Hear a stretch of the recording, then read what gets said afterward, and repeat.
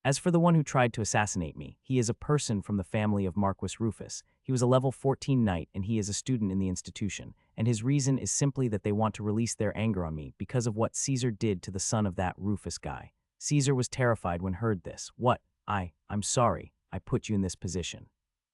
That what happens when you go around literally shoving halberds in people's asses, you little bastard. Robin said it seriously, then burst out laughing. Mila sat down again and furrowed her eyebrows. Even more, St. Edward was also in no better shape. St. Rufus controls a large scope of lands in the Duchy of Bradley, almost more than a half. And his power has increased quite a little recently due to his attack on Baron Camden and the occupation of part of the lands of the Kingdom of Lying Water. Although he lost the piece of land he took from Baron Camden just a few weeks later to a large army from the Lying Water Kingdom, he still blundered it completely and stole quite a bit of riches, and took thousands of slaves to sell, which boosted his momentum and wealth.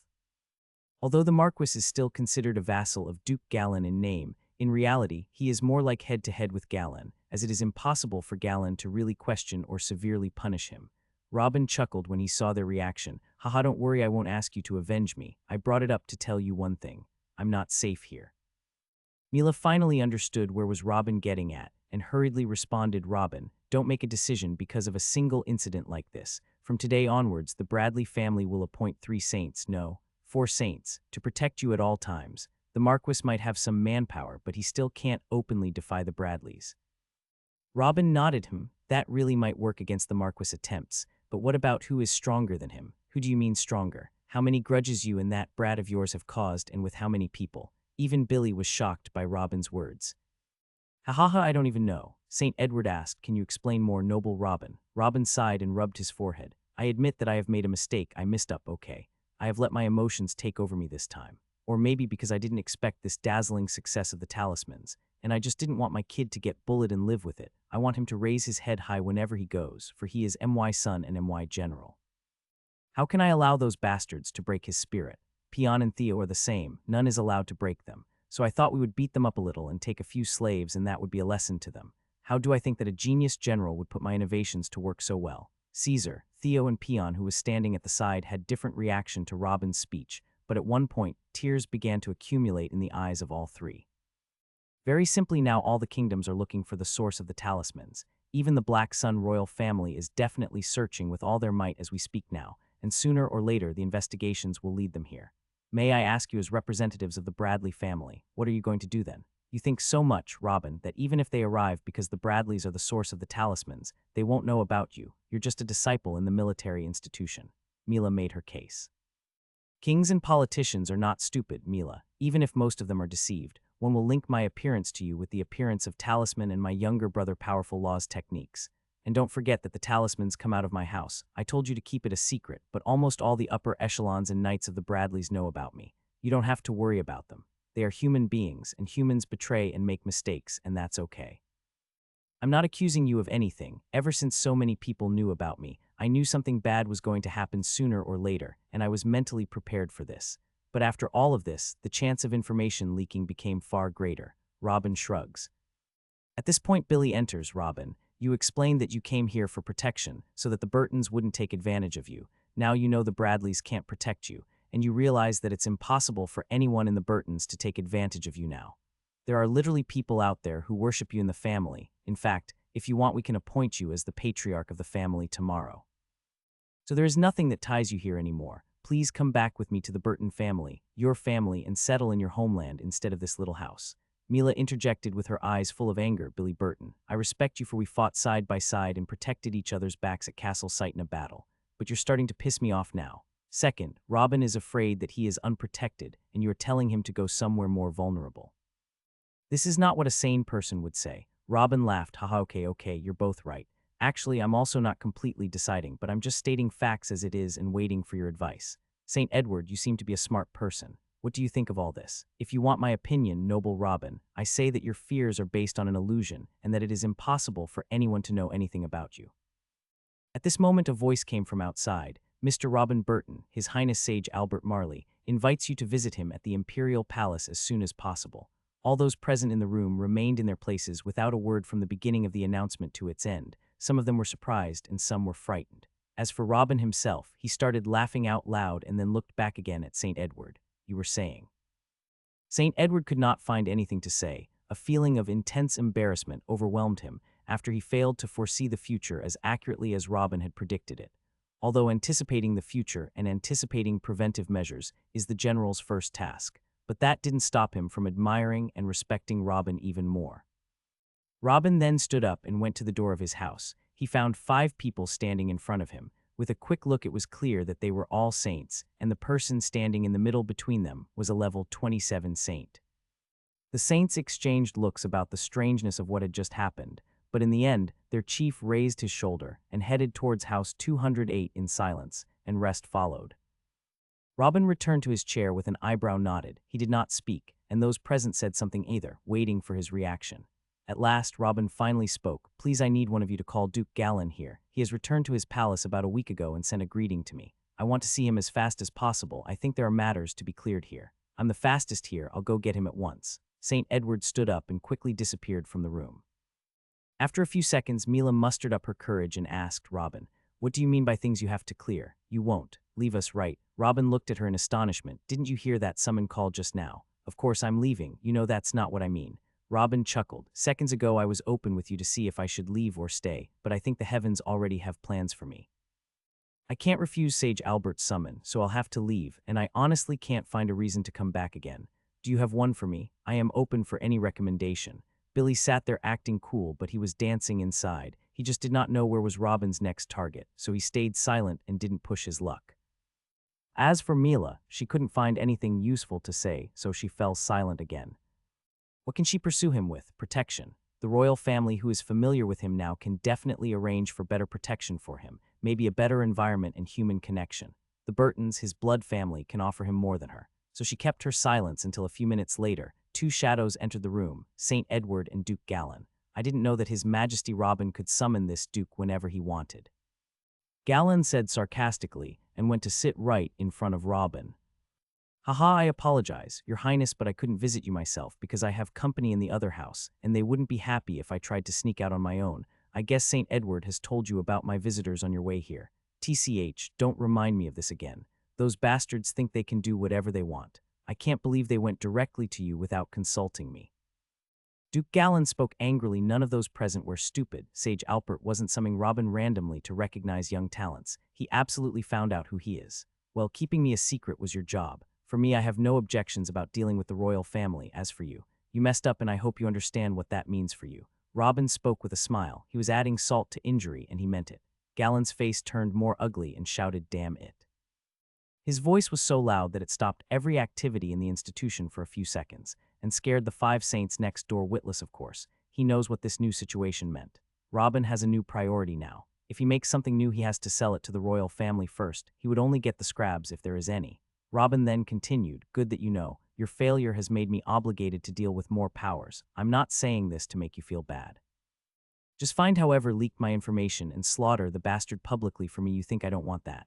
I will eat that traitorous dog's liver with my teeth. But who to find him? Arg, that will take time." When he got to this point, Gallon put his forehead on his hand when he saw this. Robin didn't pressure him further, so he changed the subject anyway.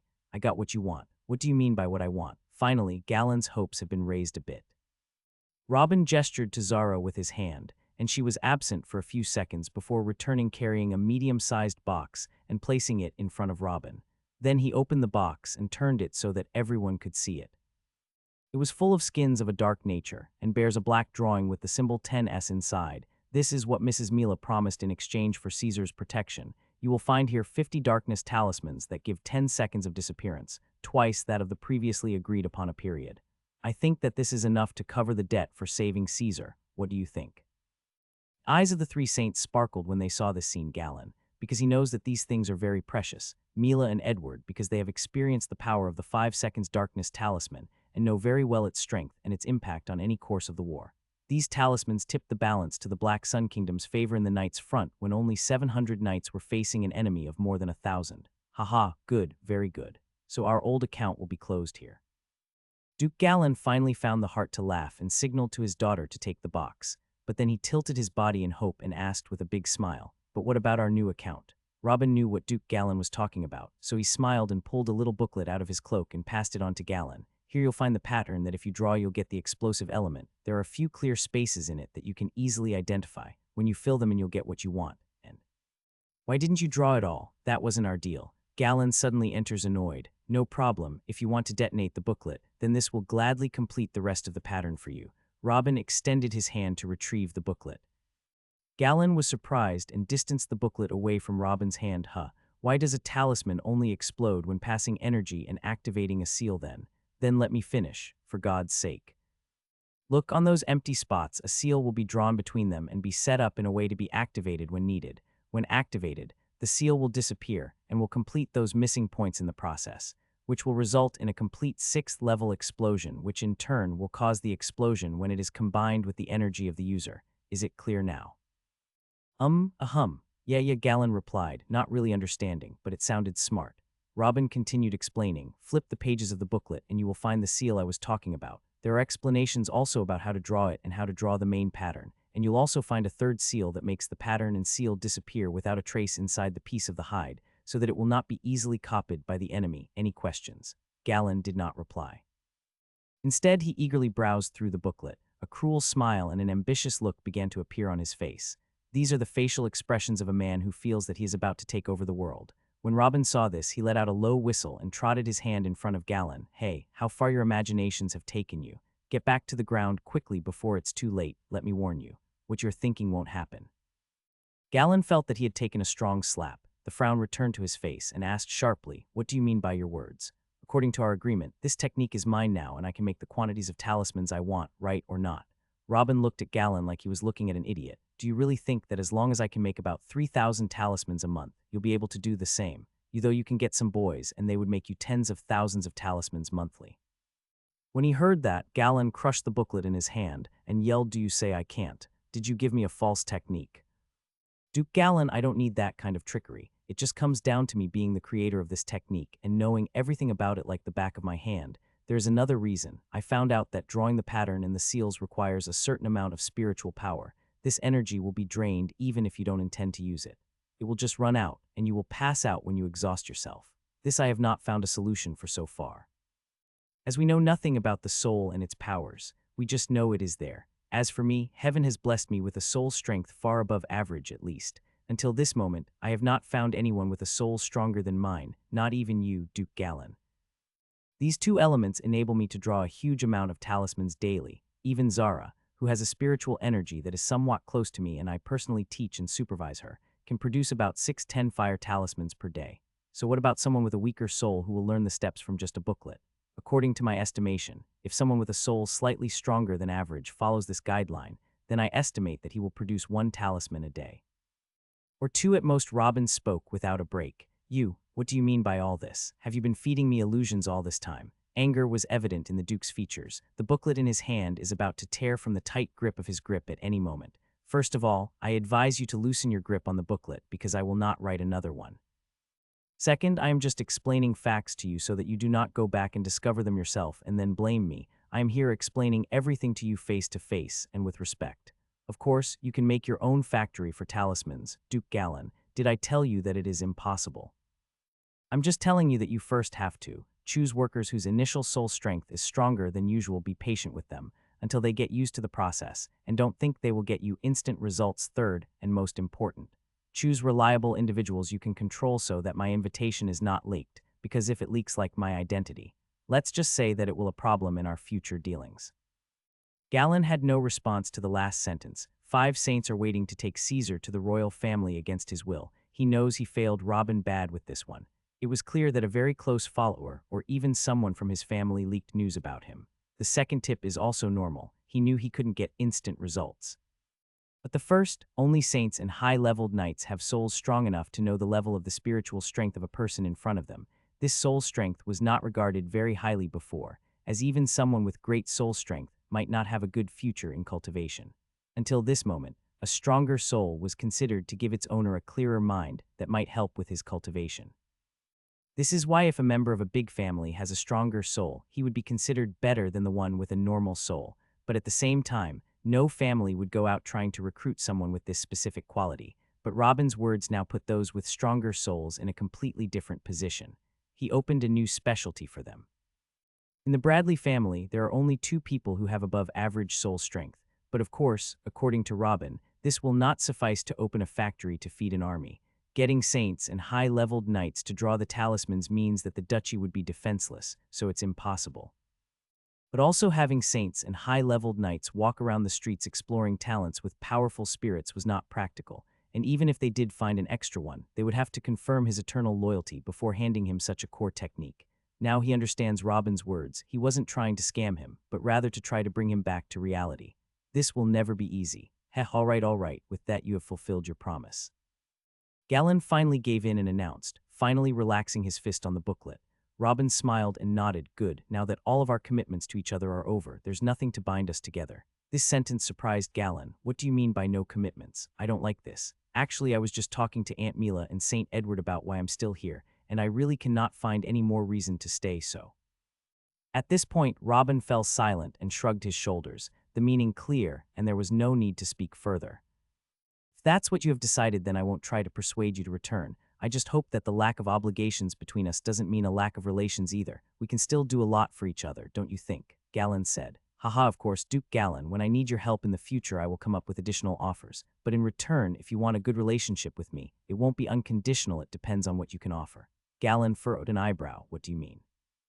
Robin's smile vanished. When I needed you by my side, you didn't agree to help without me putting the fire talisman technique on the table, yes. Don't get me wrong, I don't mean to say what you did was wrong in any sense. Anyone in your place would ask for the same, but it goes both ways. When I needed you, I compromised. If you want me to supply you with more of my creations, you also have to make some compromises. Galen gritted his teeth and asked, compromises like what? Haha, I will that to your imagination, and to how far you want to stay involved with me. Robin chuckled. The three Bradley saints looked at each other with meaningful looks, but no one said anything else. When Robin saw this, he nodded and continued with a smile. Okay then, as long as all the stumbling blocks between us are cleared, excuse me, I'll go pack my bags and go see Sage Albert. This is not our agreement, Mila said wryly in a lowered voice. Robin was surprised by her words and furrowed an eyebrow. Sorry, what kind of deal are you talking about? I didn't agree to give you everything I create for free. That's not what you meant. You agreed with me that you would stay here at the institution for 5 years. You should at least honor your word. Mila's voice was very sharp and serious. It was clear that she was in a state of panic. Robin's features calmed down and he was silent for a few seconds. This agreement was binding on your side, not on me. I exempt you from this agreement. You no longer need to protect and provide for me for 5 years. But Mila was about to say something else, but her father put his hand on her shoulder and beckoned her not to continue this conversation. She had no choice but to bite her lips and stay silent. Robin stood up and took a few steps toward his room, then stood and looked back again. Don't leave, Billy. You're going with me. This sentence made Billy very happy, and even made the three saints of the Bradley family look at him with eyes full of envy, but in the end they sighed and left one by one. 2 hours later, the house was completely stripped. Anything that belonged to Robin was put into boxes of different sizes. Papers, finished talismans, hides of beasts of different colors and origins. The house was like a small museum. After the 6 of them finished collecting everything in the house without leaving a straw, they headed to the next house. Robin opened the door and found the 5 saints sitting in the living room, waiting as well. So he greeted them and said, I hope you're not bored yet. Please wait a little while. I'm almost done. Oh no, little brother. We are commanded to treat you with the utmost respect. You can do whatever you want, as long as you come with us eventually. The strongest of them responded with a smile. Robin nodded with a smile, and then, without saying another word, the 3 young men came from behind him with Zara and then Billy, and they started doing the same here. The 5 saints were very surprised by the scene in front of them, as they had come to invite Robin to meet their sage. They did not tell him that he would change his whole residence. In another half an hour, they had gathered everything in boxes too, and put them on an army wagon outside, which Billy had gone and fetched a while ago. When the loading process finally finished, Robin went to the 5 saints. Okay, let's go. When the saints came out and saw the great wagon on which Robin sat, they knew that their bad luck had managed to get them this time. They came to take Robin alone on a solo trip that might last a few hours, but they got involved in a slow wagon that would take days or even weeks to reach the capital. But in the end, they sighted and accepted the reality. When Robin saw this, he chuckled and spoke with an enthusiastic voice. Capital of the Black Sun, I'm coming. The trip from the Duchy of Bradley to the capital took a whole week. The little wagon pulled by 2 donkeys could hardly move. It was loaded with heavy boxes and hides, and on top of all that many people were sitting on it as well, Robin, Zara, the 3 young men, and the 6 saints too, the 5 escorts who were sent to accompany Robin to the capital and Billy. The entire road trip was somehow comedic. Many times did some bandits were tempted to attack the wagon when they see the young smiling Robin driving it, but when they tried to attack, well, the 3 boys had a lot of exercise along the road. Many times also the 6 saints were roaming in the air around the wagon to relax some weight from the 2 donkeys to hasten their pace. 6 flying men were extremely eye-catching. Most of the normal citizens never saw a saint before, forget about 6 of them floating at slow speed. Many were terrified at the sight, many simple-minded prostrated on the ground and started worshipping the passing gods. Zara marveled at the sight in front of her. Finally, after many unexpected adventures on the little road trip, the capital appeared in front of them. The high, thick walls, the flags that fluttered over the huge gates, the guards standing in their shining armor, everything aroused a sense of awe and respect. One of the 5 saints stood upon seeing these walls. "I will go pave the way for the wagon and inform His Highness about the presence of Sire Robin." Then he soared and headed straight towards the gate. As for the chief of the escorts, he looked at Robin with a smile. "I am sure you will like this visit, and you will surely like Sage Albert, Mr. Robin, as he also most certainly respects you. Although I don't know why this is, it was evident in the way in which we commanded to treat you." Robin smiled but didn't say anything. He knew very well what this respect was for. The sage surely knows about him and his abilities to some extent. If he doesn't respect someone like Robin, then who else could he possibly respect? The wagon quickly reached the gate and passed it unhindered, and then headed directly towards the royal palace. Not a single soldier or passer-by saw the boor-looking wagon entering the royal palace inner zone and was not surprised by what was happening. This is a place that every high-ranking officer or high-leveled knight would die to enter someday, but they never will. Only a select few can have this honor. So even the 5 escorts were embarrassed when entering the massive royal palace inner zone in such a way. But it is not the first time they got embarrassed since the start of this trip anyway. At last, the carriage arrived in front of the mansion that was dedicated to Sage Albert and found the saint who had left them earlier was waiting. "Come with me, Mr. Robin. His Highness is waiting for you." Wait a moment. Robin got off the carriage and turned to search among the boxes until he pulled out a certain box that he had collected himself previously, and then advanced toward the saint again. "Okay, I'm ready. Let's go, guys."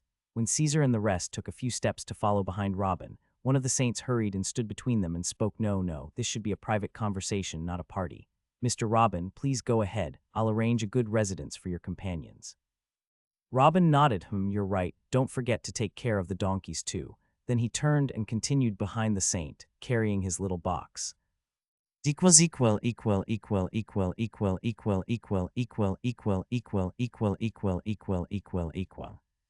Robin walked behind the saint for a few minutes into the huge building. With every step he took, he turned around and noticed everything passing by. The building is simply a huge museum. Even the tiles and ceiling are full of rare stones and great drawings. He finally arrived in front of a huge gate, and the saint knocked twice. Knock, knock. "Enter." A calm, strong voice came from behind the door. The saint pushed the gate and made a complete bow straight away. Robin came out from behind the saint to find in front of him a person who appeared to be in his 60s, but his eyes were focused and his great strength was evident on him even though he was concealing his aura. With one look, Robin knew that he was on a sage-level figure, someone who could stand on top of this planet. He also bowed slightly. "This junior salutes you, Sage Albert." Come sit in front of me, little Robin." The sage nodded with a smile when he saw this, then addressed his words to the saint. "Leave us." The saint, still in a bowing position, retreated and closed the door again. A few seconds had passed since Robin sat down in front of Sage Albert. Robin remained silent, waiting for the sage to start what he wanted to talk about, while the sage himself was looking at Robin from top to bottom with strange looks. Then he sighed and exclaimed, "Amazing. Amazing. May I ask what is so amazing, Your Highness?" Robin asked with a smile. "My sources say that you are the same Robin Burton who is supposed to be a century and a half old, but you have the body of a young man, no doubt about that. Even as a sage, I can't find a loophole to know your real age." Robin chuckled. "Why are you sure I'm that same Robin then? Maybe I'm Caesar's older brother and Robin Burton is my teacher too." "Don't even try. I have plenty of evidence and witnesses for your identity, and that you are the source of all these talismans things, and that you are even the source of those pills sold at the annual auction of the Duchy of Bradley. Let me tell you, you are very bad at keeping yourself hidden. I can't believe that you let all those saints and knights know who you were. As long as you were trying to hide, did you think they were angels and would keep the secret? Maybe you are the one who misunderstood me, Your Highness." And how is that exactly? Sage Albert asked with interest. He really wanted to find everything possible about this young man who changed everything he knew about wars forever. If I really wanted to hide, I would have lived like a normal kid in an alley, and I wouldn't have gone to the Bradley family in the first place. If I really wanted to hide, I wouldn't use my same name. I wouldn't announce the name Caesar Burton in front of the crowd, and I wouldn't allow my family to announce that I was still alive. The sage furrowed his eyebrows slightly. Are you telling me you didn't try to hide your identity? I tried, but that is relative to the situation. Since you already know everything about me, let me explain my point to you. All I am doing is to make a stable footing on the higher level before I took the next step. For example, in the beginning, I demonstrated my usefulness to the Bradley family through the white flame technique and through fire talismans before I tried to make business with them. And I demonstrated to the Burton family my usefulness through all of the above, in addition to relying on the strength of the Bradley family and through dark talismans, and now. And now what? The wise said it forcefully. Haha, please do not jump to conclusions before I finish speaking, Your Highness. I'm not a fool to say my family Burton and Bradley are protecting me or something. I know you have the ultimate power. It is true that this meeting came a little earlier than I expected, but I'm not afraid. Let's say that Your Highness knows what I can do for this kingdom, and I have good faith that you won't treat me badly. The frown on the sage's face disintegrated and laughed for the first time since the meeting began. Right, you have done a great service to the Black Sun Kingdom, and you are here to talk more about other ways you can benefit the kingdom. At this point, Robin leaned back on the chair completely and spoke confidently, of course. I can extend my cooperation to the Black Sun Kingdom's royal family as well, but I have conditions. Wise Albert narrowed his eyes when he heard Robin's words, as he certainly was not accustomed to seeing a child under 150 speaking so confidently in his presence. And what are your conditions exactly, Your Majesty? Haha, you got ahead of things again, Your Highness. My conditions are simple and won't cost you anything. For example, my first condition is, kill those who leaked any information about me to you, kill them all. What did you say? The sage suddenly raised his voice, even emitting a portion of his aura pressed against Robin. You think I'll reward those who had my orders and helped me by killing them? Who do you think I am? Please calm down, Your Highness. Please think about it. Whoever gathered my personal information and exposed me to your intelligence network is most likely one of those knights who came to my house from the Bradley family. Killing a knight or two from another family will not lessen your power and prestige by any means. Even Duke Gallon himself expressed that he wants to kill them, but has no means to identify them. Above all of that, I'm telling you to do it secretly and not publicly, so your reputation will not be affected. Why? The sage asked when he noticed that Robin was serious. Whoever betrayed once will betray twice. That person will leak this news about me to other families to make more money, and this I don't want right now.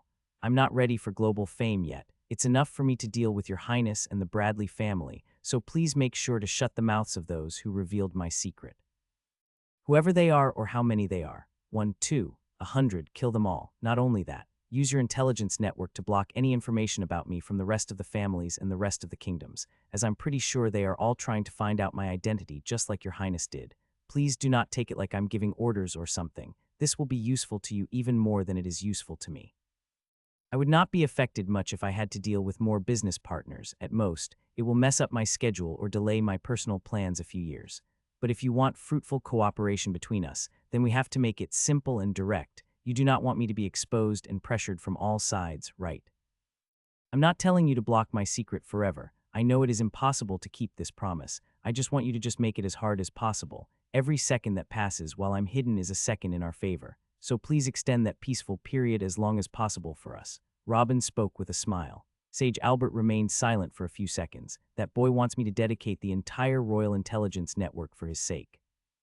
But after a little thought, he found that what Robin is asking for would benefit him too, as what really benefited the Bradleys and the Burtons is that they used Robin without anyone else knowing. Do you have other conditions? Yes, I have. Please excuse me and be patient with me. My second condition is that the relationship with the royal family will be a business relationship and not a dependency one. I'm sure Your Highness has heard about my relations with the two families. I want that to be extended to the royal family too. Signs of anger appeared in the eyes of Sage Albert. What next? I want permanent protection around me. I ask for a couple of high-leveled saints or so. This will also benefit you.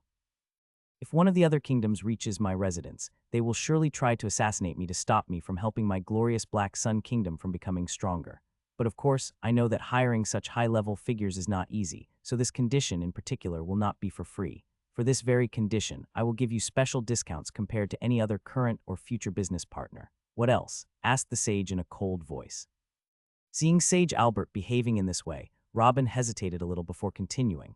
I want an official certificate that the Burton family has become a Marquis family now, and I want a written promise from you that the royal family will not interfere in any internal wars in which the Burton family will be part in for the next 50 years. The sage couldn't maintain his cool any longer and shouted, "What did you say? You ask permission to wreak havoc in the kingdom without supervision. You think you are too big for us to question now. Actually, if someone else had requested this request, the sage would have agreed directly without many thoughts. As what can one family do with such a written promise? Not even a duke's family would benefit anything from it. But the Burton family, who has Robin in their ranks, is another case. To have such permission for 50 years means, Robin hastily replied, Your Highness, during the last 1,000 years or so, I have been the one who has added to the kingdom the largest piece of land, raising the Black Sun Kingdom's flags over a half-duchy of the enemies. Isn't that right? My contribution to the kingdom, whether you consider lands or reputation, goes beyond many of the so-called duke families. Apart from our business cooperation, don't you think my request is only normal based on the contributions of the Burton family? What's the problem if you ever try to take some land around the Burton family? This will not harm the royal family in any way, as this will remain your kingdom and your lands in the end. I honestly didn't anticipate your reaction. Internal wars almost never stop. I just wanted to clear things so we don't have to have such a discussion later. Why do you mind thin? The sage couldn't control his temper any longer and shouted forcefully, Stop this nonsense. A written promise like that added to the Burton family's infinite amount of talismans. You can control half the kingdom in the next 50 years. You think I'm a fool for declaring the appearance of a second royal family within the Black Sun. I think you have a good point, then how about this? The written promise will be limited to those who provoke me personally or the Burton family as a whole. I will give you evidence of these provocations if you need them. But if there is such provocation or enmity, then the royal family will absolutely not intervene. Please note that I have no intention of controlling the kingdom internally. Why do I need to make such plots for your lands? As you yourself saw, Your Highness, I can double the size of the Black Sun realm if I wanted to, and if I have the time, who knows? Maybe we'll become an empire one day. Robin's last words sent a shiver through the whole body of the wise Albert and opened new horizons for him. Right, why not? Dolivar wanted to expand based on the illusion that they were strong, but now the Black Sun has real, tangible strength. What prevents them from following the same path? The sage quickly returned to normal attitude and gave Robin a long, meaningful look. Why would he ask for such a promise in the first place? What do you intend to do with it? There is someone who needs to be disciplined, Robin replied plainly. Seeing Robin refuse to talk more about the matter, Sage Albert also avoided the topic. Do you have other conditions? If I had more conditions, I would be insensitive. Haha, do I understand from your question that you agreed, Your Highness? The sage put one leg on top of the other and spoke confidently. It depends on what you can provide for me in this business. Robin nodded. That's fair enough. Then let me show you some of my toys. Robin rose from his seat and put the box he had been carrying all along on the table in front of the sage and began to unpack its contents. First, he took out a crimson piece of beast hide at the size of a palm. The sage reached out his hand and received the piece of skin with a big smile. Of course, he knew what this was. This little piece of skin was the pride of the Black Sun Kingdom. The sage nodded and was just about to start negotiating when Robin took out another piece of darker skin and spoke. This is called the Darkness Talisman. It can hide a person for 5 seconds. It was the main reason for winning the knight's battle. That is what I was told at least. Features of astonishment appeared on the face of the sage, as he did not know the existence of this talisman. He had heard about the events of the war, which were full of details about the talismans of fire only. It was the only tangible talisman that the scouts saw and reported. Then he heard from his intelligence that the source of these talismans was Robin. But that was all. He did not know anything else. Is that why Dolivar's knights have been falling like dead flies throughout the battle? This the saint stretched out his hand and grabbed the talisman quickly and checked it out like a little child examine a new toy.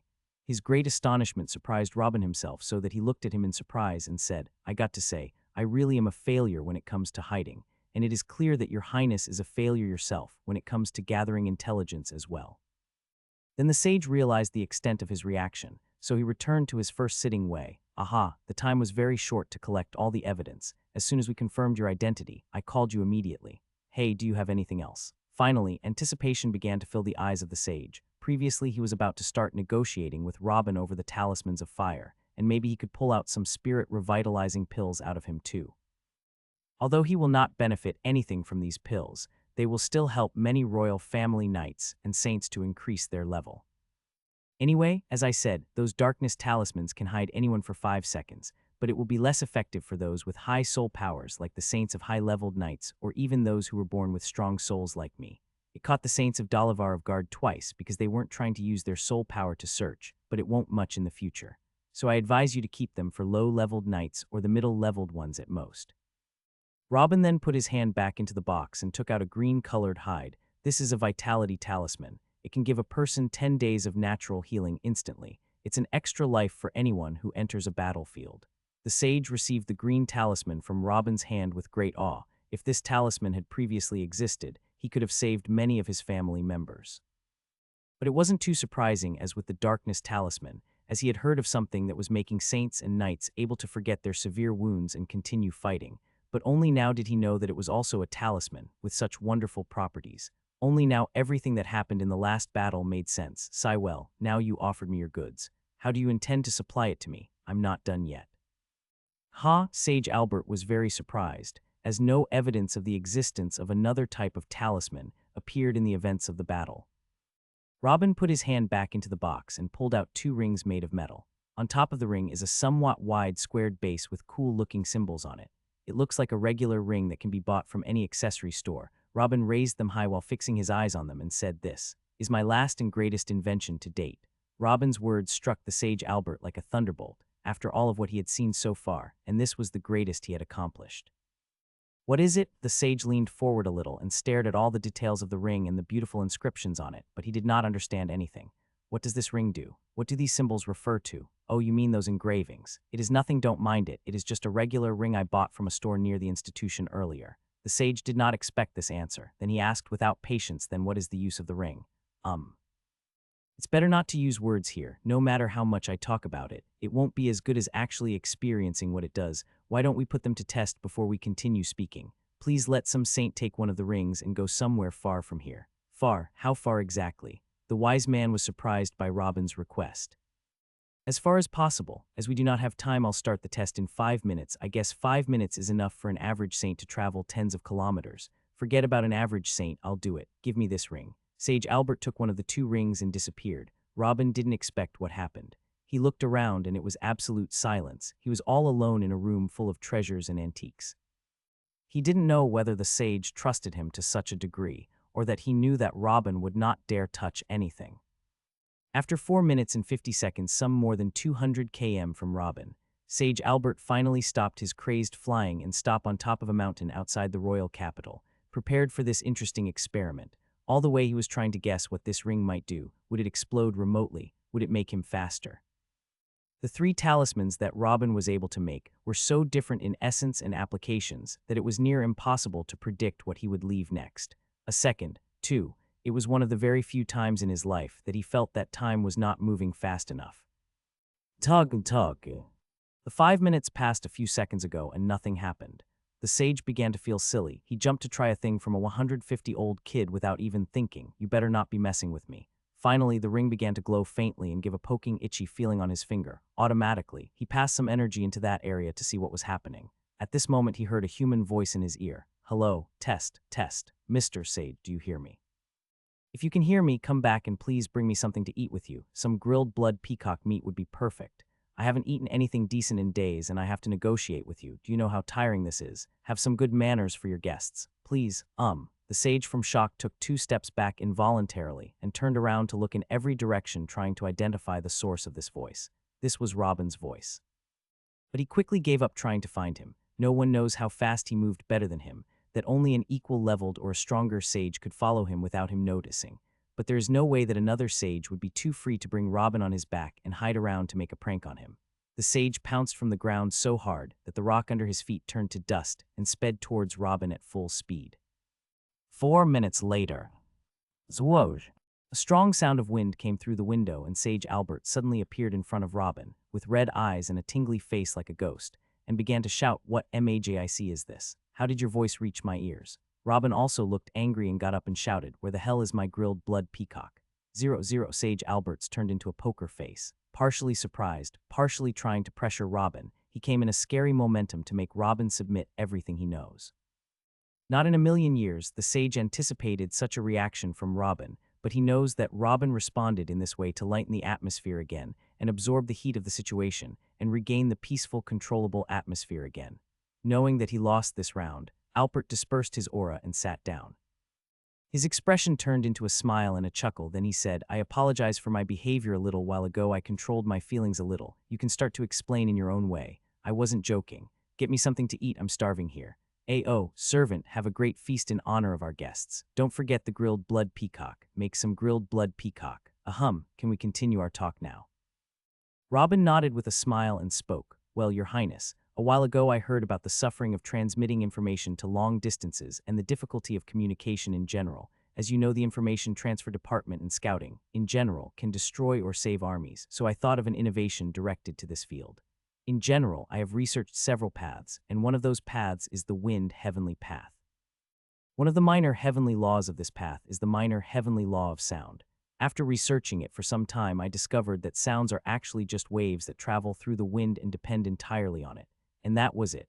After another few days of research, I was able to make two talismans connected together. When you speak through one of them, the talisman strengthens and speeds up the sound waves in the direction of the other talisman. You could say it's a fixed channel of communication." Sage Albert widened his eyes to the extreme. "You say that you did this by comprehending the minor law of sound, a law that does not even have a technique in the Wind Empire." Robin raised his eyebrows in surprise. "Is it okay for me to make all these talismans that no one has ever thought of before me, but it's hard for you to believe that I discovered and studied minor law? That's different. I don't know how you made your talismans, but I know damn well how to explore and use unknown minor laws. I tried a few times and gave up. My cousin is stronger and sharper than me when it comes to exploring new laws, so I vowed to take care of the kingdom, and he took this heavy responsibility upon himself and has been in seclusion for 30 years to unfold another minor law in the path of fire in order to strengthen the kingdom with it. But you are talking about discovering the law of the second sound as if it were nothing. Wait, does this mean that all your talismans are undiscovered minor laws?" Sage Albert felt he was going crazy. Robin knows his cousin means Philip, the current king of the kingdom of the Black Sun. Robin finally knew that he had made a huge mistake. He was taking things too freely. Robin furrowed his forehead with his hand for a few seconds as he looked at the person who was eager for an answer in front of him, then sighed and spoke. "I sigh I was born with a special talent that enables me to discover laws faster than usual. Is that enough for you? How fast?" "Fast enough that I've discovered a few laws so far, but I cannot give you a certain period of time as it differs from law to law." Robin shrugged his shoulders. If he told the sage that he already had the keys to understand and write the techniques for hundreds of minor heavenly laws before he even discovered the law of truth in full, well, he better not. Amazing, really amazing. So these talismans are applications of minor laws. How do you do this?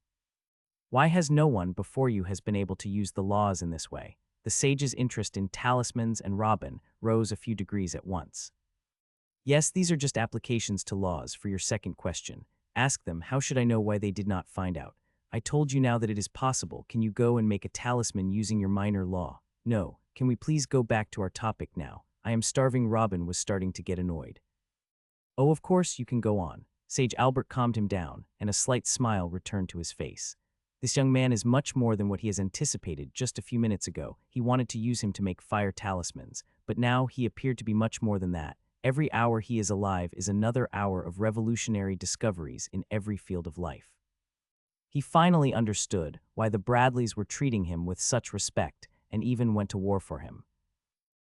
These rings come with a little space inside, so I put in each ring a small talisman. It is very small and it is used repeatedly, so I figured it would be better to put it a permanent carrier. So the ring itself is not important. You can say that works like a small box. In order for the communication channel to work, there must be a twin talisman, and each one be inserted in one of the rings. The two ring bearers can communicate easily after passing enough energy in the talisman inside the ring, and for the sender to activate a certain seal before speaking. Do you have any questions, Your Highness? What is the maximum range of communication between these rings? What is the seal that must be done before using the talisman, and how can I manufacture them? There is no upper limit for the range. At least so far I can't think of a reason why there should be a maximum distance. The thing is that the time it takes a message to arrive at the other side will be delayed the farther away from the other twin ring. The delivery is not instant. The rings direct and speed up the waves only. So if someone in a very far place uses the ring, the message might reach the twin ring after an hour or two. As for the seal, I'll tell you when today's deal is done. If we don't agree, I won't gain anything from giving you the key to use the rings. Don't you think that's appropriate? As for how to manufacture them, you simply can't. The sage's joy with the first answer gradually faded until Robin reached the last word. What do you mean I can't manufacture it? We are going to negotiate the purchase of ways to draw these talismans today. I can sell you talismans and rings and maybe sell certain other things, but tell you are they made, with all due respect. Forget about it, Robin flatly refused. Sage Albert furrowed his eyebrows and looked genuinely angry. Is that a final answer? Robin was taken aback by his reaction, but replied steadily, ahem. Everything is negotiable, but there are things that money alone can't buy. Oh, then what do you suggest I can use to buy it with? Duke Gallon bought the fire talisman manufacturing method by throwing himself into a war and handing me half a duchy willingly. You are asking me what would you use to buy me methods? It depends on how much you value it. Are you saying that Gallon doesn't have the methods for making darkness and vitality talismans? He only has the method for making the talisman of fire, and he only took it by participating in the war. Sage Albert was very surprised by this. He thought Gallon was controlling Robin to some extent up to this point. He was literally living under his nose. Of course, Robin nodded. Sage Albert sighed. Then what do you propose in exchange for the long, hard conditions that you recited to me a little while ago? Selling me a few talismans surely will not suffice. Robin clicked on his seat for a few seconds thinking of a suitable offer. The problem is that the sage's expectations were too high, and he can't be intimidated like when he used the Burtons and the Bradleys against each other. If he gave him a weak offer like sending him 100 talismans a month or so, he would invite disaster for himself. Finally, Robin spoke. Frankly, I can't supply you with large quantities of talismans right now. The amount that I made for the war has almost destroyed my spiritual strength, and I can't continue at this rate, and I am not dedicated to manufacturing. I want to devote myself to innovation. Tell you what, give me 5 years. After 5 years, I will supply the royal family with decent quantities. The sage felt disappointed hearing this. All those conditions that you want from me, and in the end, you tell me to be patient for 5 years. Forget about fulfilling your conditions. You don't even deserve the grilled blood peacock you asked for. Robin chuckled, knowing that the sage was trying to be as calm as possible, but he wouldn't be so kind and understanding forever. I know that your highness brought me to talk about the talismans, but our conversation gave me an idea that might be satisfactory to both of us. You said that His Majesty is spending decades in seclusion, researching for a minor law in the fire path. Right, and want one? The sage's eyes widened and he quickly replied, speak more. It just so happens that I currently have knowledge of a minor law of fire. I haven't figured out the technique for using it yet, but I have the keys to writing this technique. I can write it down for you. I believe that a sage can complete the rest of the technique in a few months. Keys to a minor heavenly law. This is much greater than just discovering it. This means that Robin researched it and collected many of its essence and truth. The Black Sun Kingdom has one minor law that reached the 3rd stage, which is the one the royal family is using. Other than that only 3rd stage minor law, the kingdom relied heavily on just 5 minor laws that reached the 2nd stage and a few 1st stage laws to give them their current status in the world.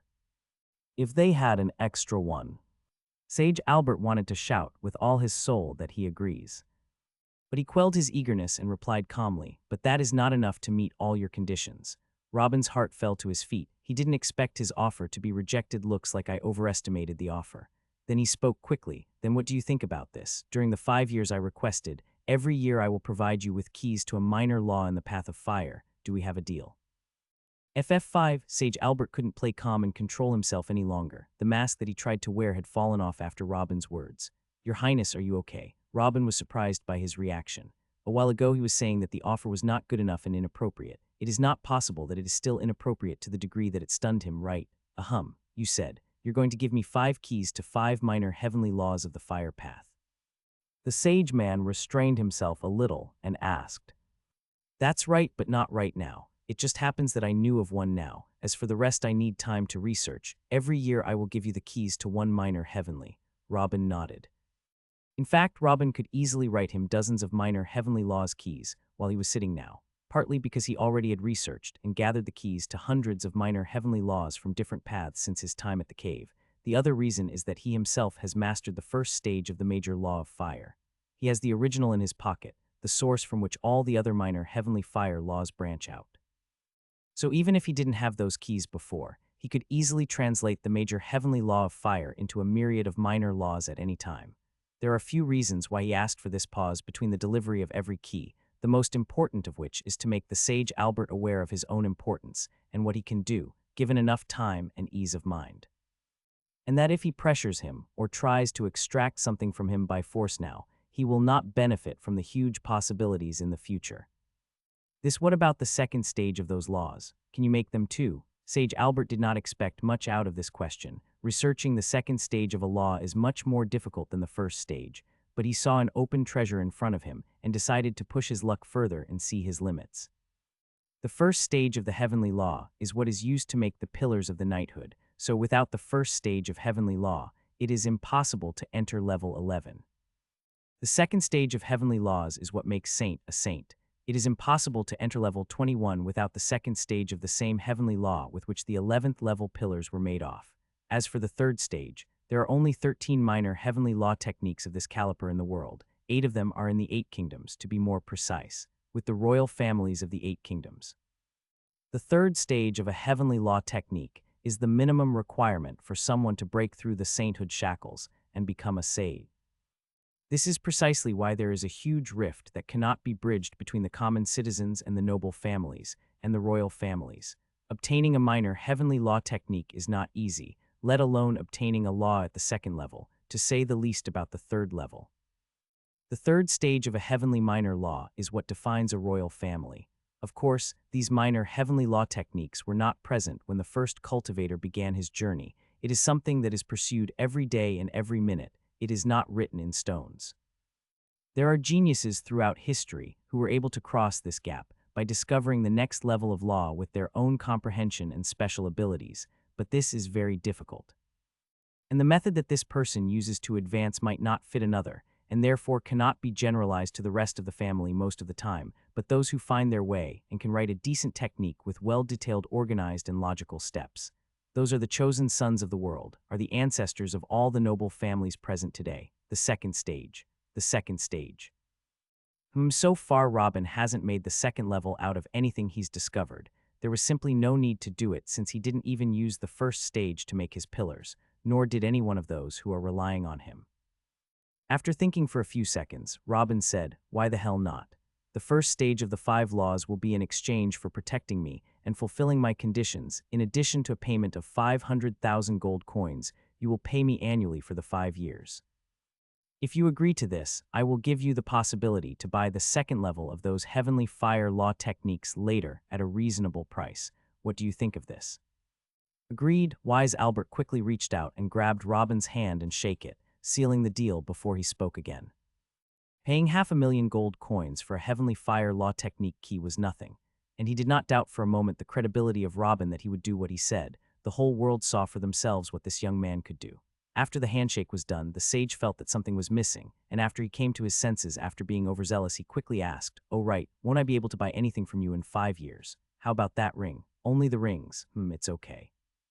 How much? I will sell you each set of 2 rings for 20,000 gold coins," Robin calmly replied.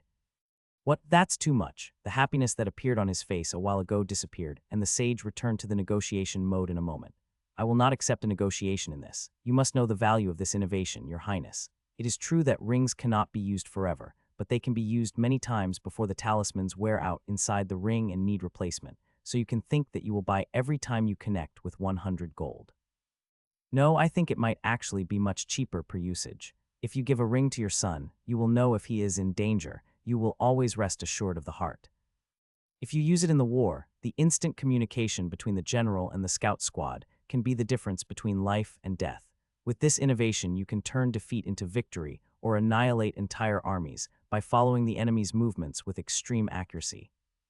From your office, you can follow everything that is going on in the kingdom around you and issue orders to be activated immediately. The control of the royal family will be truly absolute. Honestly, thinking about all this, I feel like losing at this price. I will sell you the pair for 100,000 gold coins. Sage Albert was startled when he heard Robin's final words and shouted, "No. A man must hold to his word. You cannot change the price now. I was joking with you a while ago, of course. I accept. I will pay 20,000 gold coins." When he heard all those possibilities in succession, he knew he had badly underestimated the value of these rings. Robin was not selling the metal ring itself, nor the small hide inside. He was selling him the future. Not speaking about a mere 20,000 for the pair of rings. If yesterday someone came to sell the pair of rings for 1 million or 2 million, he would have agreed at once. But he knew that the rings are far from being unique. Robin can make countless numbers of them. That's why he was initially trying to lower the price, to pave the future in order to buy large quantities of them. But this also reassured the sage, as it seems that Robin has no intention of making that many rings in the end, as if he did plan to mass produce them, he would have lowered the price by much. Excellent, I'll stay here for 2 more days and write you the first keys to the first minor heavenly fire law, and I'll leave these 2 rings with you. When the time comes to leave after the 2 days, I expect to take 520,000 gold coins with me, and to be escorted by a few high-leveled saints to protect me from now on. Do we have a deal? Haha, of course we have a deal. Hi Robin, why don't you stay here in the royal palace? You don't need to go back to live at Bradley Military Institution anymore. I can provide you with whatever you could ask for. Safety, resources, peace of mind. This will be the best possible environment for you. What do you think? Sage Albert spoke with 2 shining eyes. However he looks at it, Robin is a treasure. Whether his ability to discover the keys to minor laws or his ability to adapt these laws to work in talismans, Robin's appearance has simply painted for him a completely different future for the kingdom. I think there's a misunderstanding here. I will not return to the Duchy of Bradley, but to Jura City. The sage furrowed his eyebrow. You are planning to live with the Burtons. That is even worse. At least the Bradleys have relatively good defenses. And here comes the reason of one of my conditions that you have already agreed on, Your Highness. Wouldn't I be safe when you send a few saints dedicated to protecting me all the time? As for the resources, I will have enough gold to buy what I want when I sell you a few rings and laws. Ha. So I don't know how to explain it to you, Your Highness. When I was subjected to assassination attempts inside Bradley's military institution, I felt that I would die alone and worthless. If Duke Gallon came and seen my dead body, he would have been angry because he lost a good ally, but that's it. This was a wake-up call for me because whatever I do to the Bradleys or to you, I'll end up being just a useful thing. I'm not saying that the Burton family are angels. There were indeed those who tried to take advantage of me when I was still young, and if I had gone to them with my discoveries first, I might not have seen the light of the sun again. But there are also those who loved me unconditionally because what runs through our veins is the same blood, like my friend Billy and Uncle Murphy.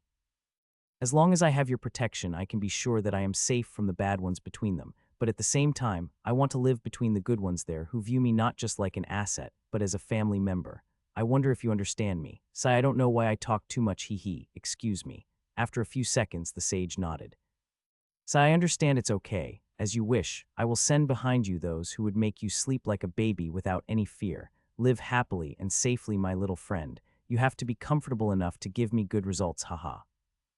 Robin continued his talk with Sage Albert about the number of rings he will sell in the future and some of their features and the possibility of developing them for better versions. In the end, the 2 of them went to the banquet hall, satisfied with the outcome of this long meeting. When they reached the room, Caesar and Billy and the rest of the company were waiting for them. The sage got to know them all and treated them with extra kindness as if they were part of his ken. One would go further to say he treated them as almost equals, even though in his eyes they were just babies. However, they all knew that this was what Robin's status had brought them. After the banquet ended, Robin went to the room that had been prepared for him and began writing the keys to a minor heavenly law related to the path of fire. He made sure to choose a minor heavenly law that is a little stronger than the strongest minor heavenly law that currently exists in the kingdom of the Black Sun. For the next 2 days, Robin stayed in his room, faking that he is writing the keys to the law. He had already written it in minutes, as he already knows the major heavenly law of fire by heart, but he asked for extra time to show that he is struggling, not knowing that writing it in just 2 days was already fascinating to the sage. Meanwhile, Billy took the 3 boys and Zara on tour around the royal capital. The 4 of them had never seen the royal capital before, so the tour was likable and interesting to them. Even Billy himself had only been to the capital only a few times in his long life. The 2 days passed in intense shopping and jumping from store to store, and from garden to garden. Zara's innocent laughter brought smiles to even Peon and Theo, who witnessed hell on earth. After the 2 days were over, Robin handed Sage Albert the minor heavenly law keys booklet, then took the 520,000 gold coins on his carriage, and took the document proving that Brian Burton had become Marquis and legally assigned the new lands to the Burtons, and signed promise about interfering in the Burtons' incoming wars. Then he took the 4 children and Billy. Then with a ha, the 2 donkeys pulled the wagon to its new destination. Pie. Excited quick steps resounded throughout the royal palace, while a burly shadow passed by with a big excited smile on his face. Every guard, a servant, or even a saint that saw him passing by would bow to him. At last, the shadow came towards a huge door, opened it to reveal unending stairs leading down, and began to descend immediately. The stairs were small and broken, steep and moist, many spiders and mice scattered around. It is hard to guess the last time someone came down these ancient stairs. After a few minutes of going down, the shadow finally arrived at the last of the stairs, where there is a very spacious area lit by fire torches hanging on the wall. There is nothing in the place but a small desk with a number of scrolls, and lying next to it on the floor, a huge amount of books. And in the middle of the spacious area sitting a person, who wears nothing but a cover over his privates. His features were masculine and majestic, even though he appeared as if he is in his 50s. His body was strong and muscular as a mountain, and his aura made those looking at him stop breathing. Without even trying to make a move, it appears as if an ancient giant standing in front of you. The sitting man suddenly opened his eyes and his aura exploded even more and looked at the shadow that had just arrived, then spoke in a strong tone that shook the space itself. "Albert, what brings you here? Didn't I tell you no one to bother me until I go out myself?" Sage Albert bowed slightly and spoke. "I apologize, Your Majesty, but I have something important for you to see." This was the king of the Black Sun Kingdom, Philip Marley. When he heard the words of Sage Albert, he furrowed his brow. "What important thing is that you interrupt my meditation on the heavenly laws for? Have the wretched Dallavarians shown their true intention at last? Did they make a move? Have you managed to find out the identity of their allies?" This conversation will be longer than expected. I will tell you about Dalavar in a minute. Just first take a look at this first." Albert advanced and presented a booklet of a few pages to the king. The king was surprised at first, as there is clearly news about Dalavar, but Sage Albert found this booklet to be more important. What might be more important than the threat of Dalavar? He grabbed the booklet anyway, opened it, and started reading directly. After a few seconds, he opened his eyes wide. After a minute, his strong, oppressive aura disappeared. After 2 minutes, he stood up and started reading faster.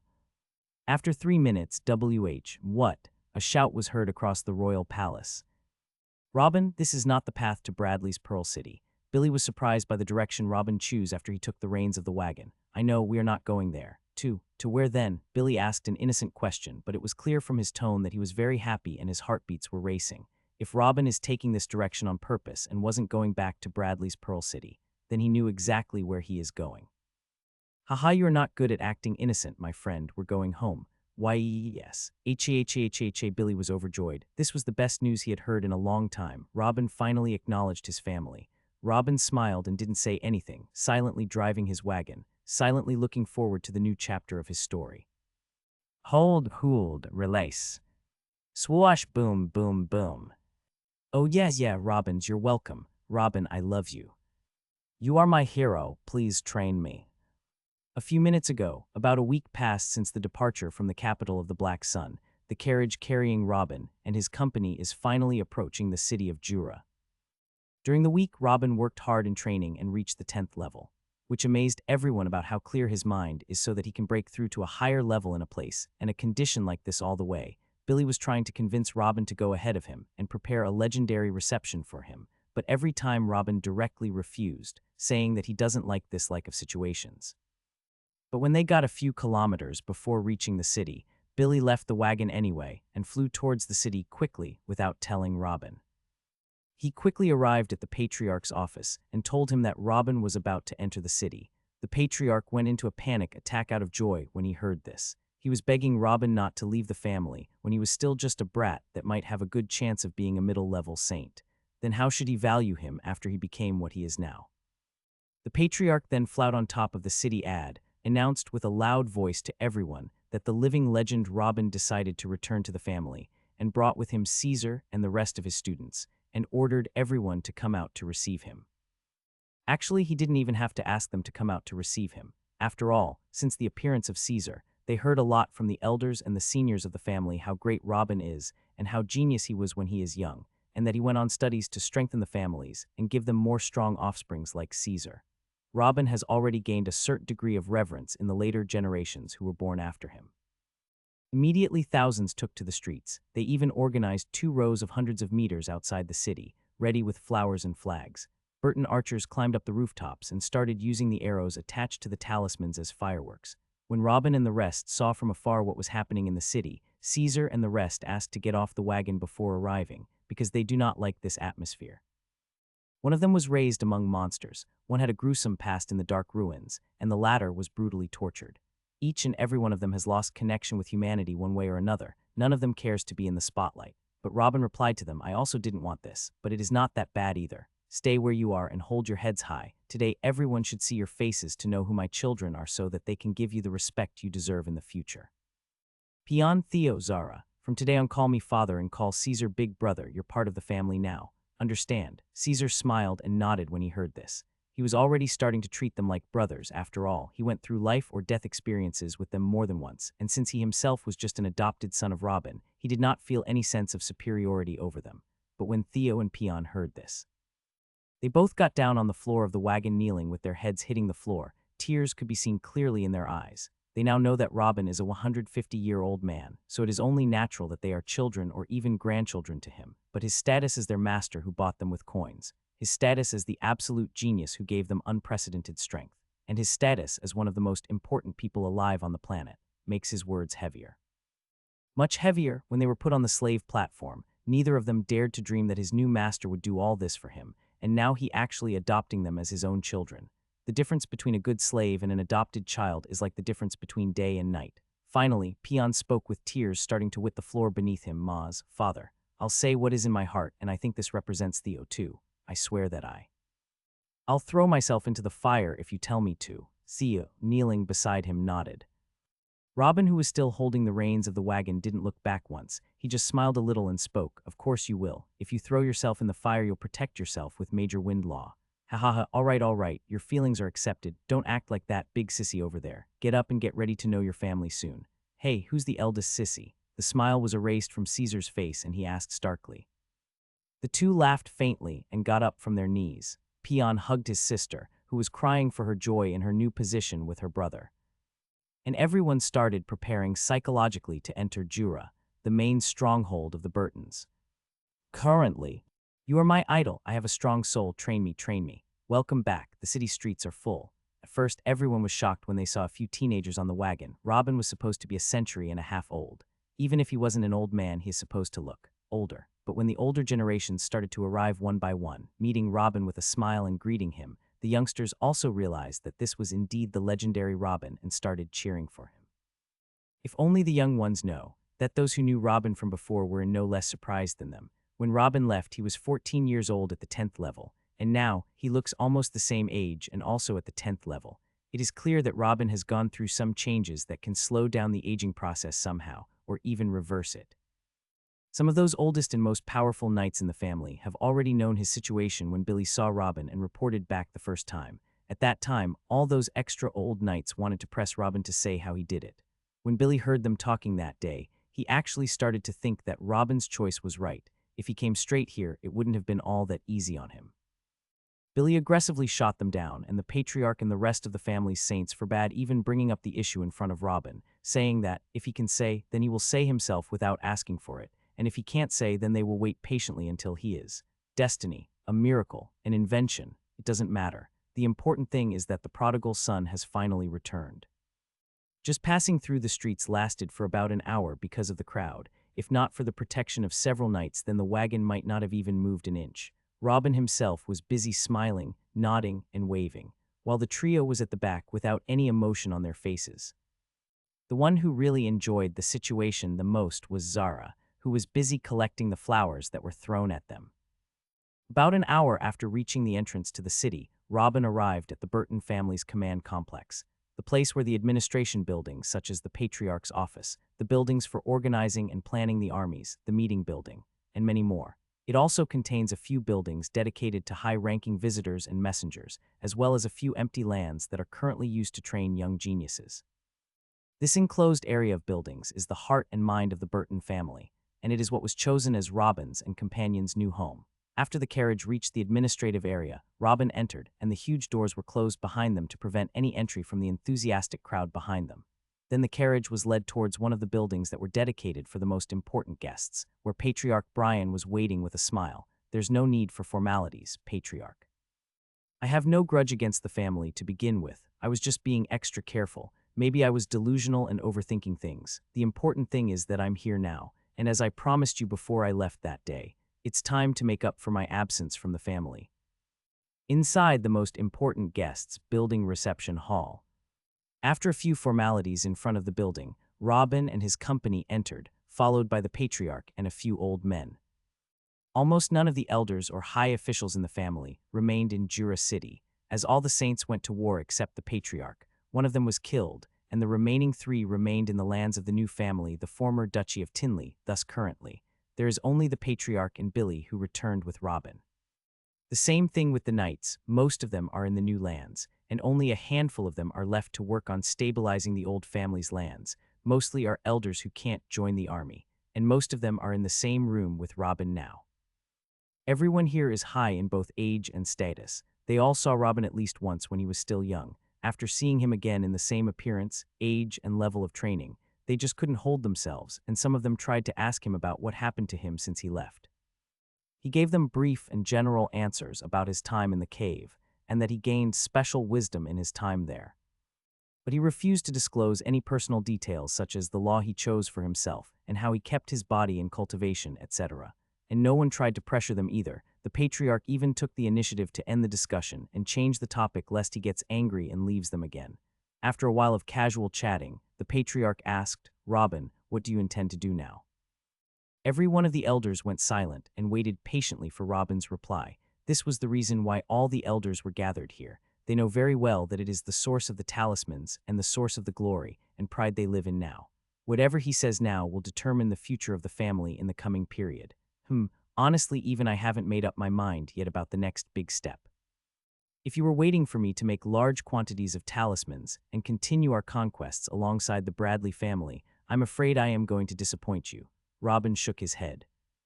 Everyone was disappointed when they heard this. They really wanted to push this glory to the max if they could, but the patriarch hurried and spoke, "It's okay. The lands we currently own are more than enough to make us prosper for the next few hundred years. Who needs to expand more? Haha. Rest, Robin, live your life, complete your studies, and forget about wars. You have already raised our heads above the clouds." When Robin heard this, he smiled automatically and felt that he did not make a mistake with his return. Whatever the reason is behind their attitude, whether it was really familial love, or for fear that he would depart again, or recognition of his previous grace upon the family, at least here the relationship is not purely commercial. He can relax and do nothing if he wants to. Robin nodded and added, "As I said, I'm not going to make talismans in mass anymore, but I didn't say I wouldn't contribute to the family's glory.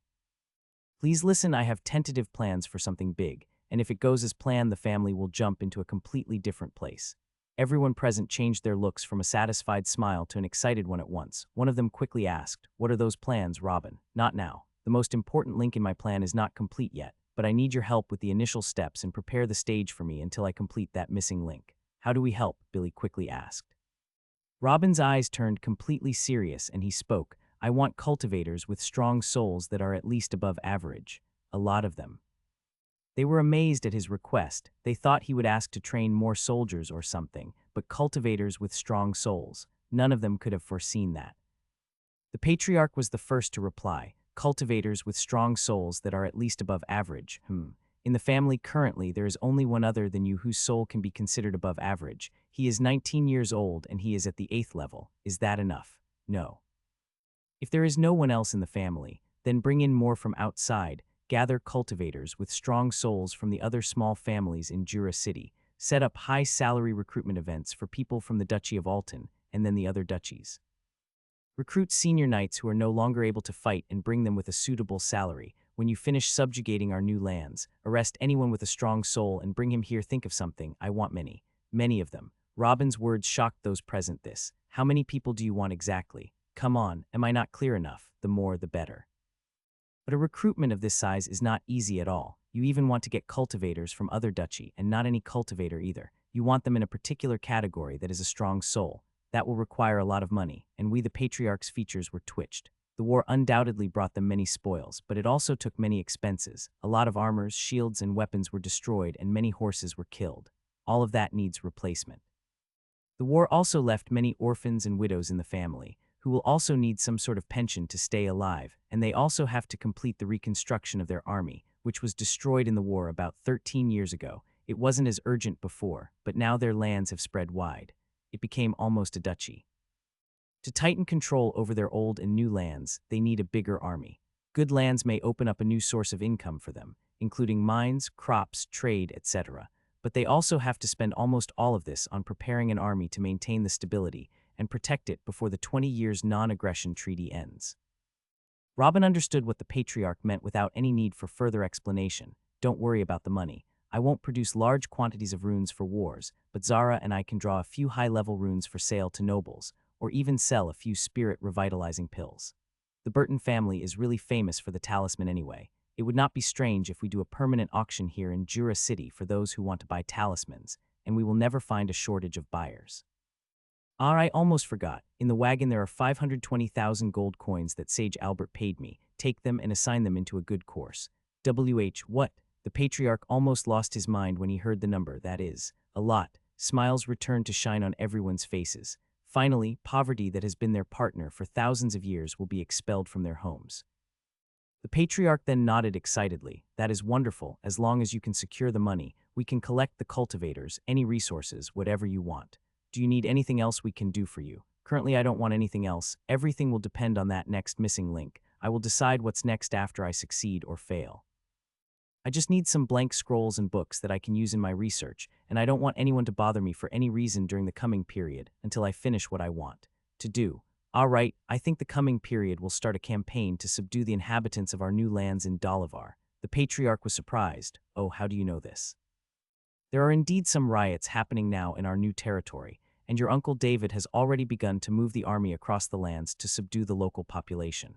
Good, send Caesar, Pion, and Theo to take part in the subjugation wars, and give them battalions of their own to gain more experience and integrate into the army. And tell Uncle David that Pion and Theo are my adopted kids now just like Caesar, so please treat them according to this. Robin nodded. No problem. The army will surely be pleased when they see them again. No one had any objection, actually. They rejoiced that those two are also of their family now. They all knew the heroic roles played by the three in the Great War. It was only right that they both have the same standing as Caesar. The patriarch slapped his thigh excitedly and quickly summed everything up.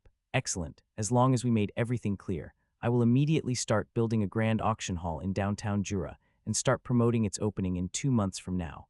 We will also begin to search for talents in the sole power of Jura City and in the military campaigns against the rebels in our new lands. Then we will announce the opening of general recruitment for the entire kingdom for those with strong souls and retired knights when the auction opens in 2 months. Is that good? Robin nodded. The timeline is okay. In 2 months, Zara can have a few pills and talismans of a suitable level to sell. I almost forgot. Catch. Robin took out 2 scrolls from his cloak and threw them towards the patriarch, who picked them up and opened the first of them excitedly, but soon the enthusiasm turned into a few tears that could be clearly seen in the patriarch's eyes. The elders present were tensed upon seeing this scene, and one of them hurriedly asked, "What is it, patriarch? Is there a problem in that scroll?" The patriarch smiled and wiped his eyes, then passed the scroll to the elder next to him. No, not at all. Take it, you read it too. After the sheik also read it, he cried and then passed it to the next. Some were thrilled, some got emotional. It passed to all of them until they all finally understood what this was. The new land was officially granted to them by a decree from the royal family, and finally, they were recognized as a Marquis family. Their dream and that of their parents and grandparents have come true. After a few more seconds, the patriarch finally opened the next scroll and found a pledge sealed by the sage Albert that the Burton family could expand as they liked so long as they don't go too far, and that they could aggressively defend their interest or attack against any personal problem without interference from the royal family for 50 years. The patriarch was very surprised by this and quickly looked at Robin. There is no need to think about the importance of that promise now. Focus on the Marquis document. With this document, you can legally launch subjugation wars on our new lands and formally dominate them, and no other family will try to take a piece from it without starting a war with us. I refuse to think that some family would offend us over new unsubdued land. You can also use it to increase the family's business and recruit more talents from all over the kingdom for a Marquis family now. Just make the most of it. All right, then we'll leave now and let you rest. The patriarch nodded excitedly, then stood up excited to start what he had to do, and the rest of the elders stood after him. Robin was right. Their new official status would bring them more benefits, be it political, weight, or commercial. Everything needs to be reconstructed. Wait, before everyone left, Bailey interjected. Robin, You asked me to lock up your brother John until you have time for him. He has been in prison since then. Since you are here now, what do you want to do with him? He has been screaming since we throw him in prison that he wants to meet you. Oh, I almost forgot about that guy. I guess he can't really be left in prison for too long. Kill him." Robin waved without interest. Ha! Everyone responded at the same time, wondering. Robin's answer was not expected at all. Robin raised an eyebrow. What? We won't let him eat and drink for free forever, right? Kill him, hang his body in front of his house for 7 days, and then throw the body out of town to be eaten by the beasts. Robin was speaking softly, but every word that came out with dense killing intent made the bodies of everyone present shiver and the hair of their bodies stand up. Caesar quickly tried to intervene after hearing those words. "Father, perhaps there is a misunderstanding. Even if he is mistaken, he is still your brother. Perhaps you should." "Shut up." Taking you to the restaurant for the first time and letting you handle the situation yourself without helping you can be considered a coincidence or his character as weak, but smuggling you out of the family residence a few hours before the competition, taking you to the city gate, convincing you to go with the Saints who clearly wanted to kill you. Are all of these coincidences too? Robin got really angry and yelled at Caesar. Maybe it was really a coincidence. Caesar spoke in a low voice, not looking directly at Robin's eyes. When Robin saw him like this, he didn't continue his screaming. After a few seconds he spoke again. "I haven't got the chance to hear all the details about what happened that night. I'll ask you one question, and the answer to it you will decide whether to carry out the death penalty or to postpone for further investigation. Answer only with the truth. Ready?" Caesar's eyes flashed for a moment. He didn't want to believe that his kind Uncle John had a hand in the assassination attempt. If he had a chance to save him, just come now. So he hurriedly replied, "I'll answer honestly, please ask." Robin nodded. "When the Saints got busy with their battles and you decided to escape with Peon and Theo using darkness talismans, did that guy try to stop you from leaving in any way?" Caesar was shocked by the question and looked towards the ground. He didn't answer. When Robin saw him like this, he furrowed his eyebrows more and looked at Peon. "Did that really happen?" "Yes, Mast. Yes, Father. Uncle John did try to stop us with all his might, and I assume that if he had known about the existence of the talismans beforehand, he might have grabbed us so we wouldn't leave him alone." Peon spoke without feelings. When he heard the report, Robin became even angrier. "That bastard. If he isn't killed for treason, he should have been killed for rampant stupidity. Billy, do as I told you, but hang him in front of his house for 2 weeks instead of 1 and tell everyone what he did. Tell them that this is the penalty for treason against the family, for treason against me. No one will escape punishment, not even those who are my flesh and blood." The betrayal of his institution's colleague who came to kill him. The betrayal of the person who leaked his information to the royal family, and the betrayal of his brother John, who almost lost Caesar from him. For Robin, whose path depends on going step by step as secretly as possible, betrayal is his worst nightmare. The elders understood what Robin was up to and nodded, and then left. Billy also sighed and went out behind them to do what he had to do. After he emptied the building for Robin and accompanied him, Robin looked at Caesar, who was still clearly very sad. "So I don't know if you're sad that he betrayed you, or that his betrayal of you will lead to his death. Either way, you must realize that your life is more important than anyone or anything. Whoever wants to mess with you, they better be ready to get killed themselves. Go now, choose rooms for yourselves, arrange your stuff in your new rooms and rest for the night. Tomorrow the 3 of you will go to more battles. And you, Zara, after you have a good rest, start making a few spirits revitalizing pills as I taught you, and make a few different kinds of talismans, but let your primal focus be on cultivating and resting your soul powers. That's more important than any instant benefit we might gain from the auctions. Always put your health first. And when you're done with the talismans and cultivating, go out and play. Live your life and meet the other girls in the family. You are a butron as much as they are." "Yes, Father," the 4 nodded, Theo and Peon without emotion. Caesar held on a little better, and Zara was visibly excited and happy. Caesar smiled awkwardly and spoke jokingly. "And you, Dad, what are you going to do? Don't say you will be focusing on training and leaving the 3 of us in the dirt behind you. You've already caught with us even though you focus on research more. This is really hurting our self-confidence." "Haha, don't worry, boy. I have something in my head to look for, and this may take a lot of time. You will have enough time to build your pillars before me, but don't be lazy. Go away now. It's time for bed and a new beginning tomorrow." On the same day, news broke that Robin's blood brother, John Burton, had been slaughtered, and his body hung in a humiliating manner in front of his own house. It was also announced that he betrayed the family and plotted to kill Caesar, thus Robin asked for him to be killed in this way. But that didn't reduce the impact of his death much. It actually made it more fearful. Everyone was slaughtering beasts and livestock to make a banquet in celebration of Robin, and he ordered the slaughter of his own blood brother as soon as he entered the city. At that moment, everyone realized that the cute, smiling young man who was on the carriage was far from being nice. They realized that the person who retired from the world for 150 years was not some wise ascetic who doesn't care about worldly matters, but rather a beast with intense ambition who knows nothing of mercy. Everyone realized they had to reevaluate Robin Burton so they wouldn't make the same mistake as the traitor John. Finally, after days of continuous travel, Robin and his companions slept well for more than a full day. 2 days after their arrival at Jura City, the three young men bid farewell to Robin and Zara, then set out for the new lands of the Burton family to subdue the rebels and search for talents with strong souls, as Robin commanded. Zara went back to draw talismans, as she has to draw many kinds of talismans before the first auction that is only 2 months later, and even to draw the pattern on the spirit-revitalizing pills which she hadn't tried before. She just watched Robin make them. Other than drawing talismans, she has to practice to raise her energy level.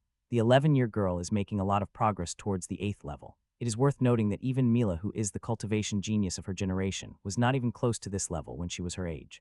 Of course, Zara's combat experience is non-existent, and if she fights someone lower than her a level or two, she will be defeated. But even so, her cultivation speed is still a miracle for the current era. As for Robin, he found for himself a dark room isolated from the activities of the rest of the building. The room had its own bathroom inside, and decided to seclude himself in for the next period. After getting rid of most of his obligations towards the three families that know his identity, the time has finally come to make another huge leap in the world, something that if accomplished according to his imagination, all future plans will be built upon. And this thing has to do with soul. Currently, the spiritual power in the world does not represent any weight. The more a person becomes strong in terms of energy cultivation, his soul becomes a little stronger, which gives him clarity of mind, prolongs the period of his lack of need to sleep, strengthens his concentration, widens his spiritual sense zone, etc. That made it be linked directly with energy cultivation. Thus, if a baby is found with a stronger soul, then he must have some talent in energy cultivation as well. Or that is what is currently believed. But that same argument is full of defectives. Why are some people born with an initial stronger soul compared to ordinary people, to begin with? Doesn't that mean they can be treated as something separate? Another evidence appeared when Robin began to feel his spiritual energy decrease and feel fatigued whenever he draws a talisman, and this lost soul energy, or whatever it is, returns to its previous strength after resting and meditating for a while. And after a period of drawing the talismans, he noticed that his soul strength has increased by a very small amount, even though his energy level did not increase. Does this not mean that it can be treated as an energy subject to increase and decrease, like the energy of the surrounding nature that everyone uses and absorbs from the air and stones? If this soul was strengthened, wouldn't his mind become stronger and have a better readiness to explore patterns around it? Would he not be able to use his discovery to train a large number of talismanic painters and make his own army of painters? These possibilities alone were more than sufficient to make him eager to start on this path. Exploring spiritual energy first will lead to a way to find a way to strengthen the soul, which will open a huge door of future possibilities, and who knows what else he might find.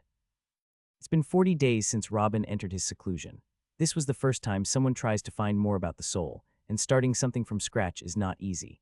The first thing Robin chose to head to was to find a way to accurately define his current soul power. Without knowing how powerful he is now, it will be impossible to know by how much he gets stronger, or by how much the talisman drawing takes from him. Until now, he just feels without accurate numbers, and for a researcher, this is a joke. He needs an anchor to measure everything concerning the soul power with, spiritual sense. This was almost the only known application of soul power, and could be used in combat and exploration to find out the locations of targets and predict their next step, etc. After a lot of examinations, Robin found that the area that a spiritual sense could extend to express the extent of a person's spiritual strength.